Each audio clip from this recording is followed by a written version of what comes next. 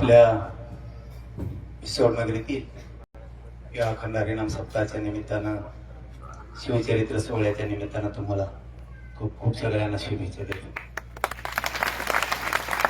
आज आपल्याकडं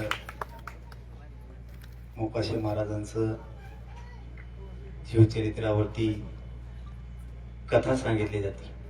बाबा तुम्हालाही खूप खूप शुभेच्छा. इथं बसलेल्या सगळ्या बांधवांना शिवजयंतीच्या खूप खूप शुभेच्छा. तुमचं काही चुकलं नाही. कुठे गेलं ते? तुमचं काही चुकलं नाही. मी दिवसभर फिरतो मग फेस मला उभा राहिलं की लय वेळ जमत नाही. कुशाणामुळे त्रास होतो. माझे हाल मला माहित आहेत, पण तुमचा खड्डा भरून काढायचा होता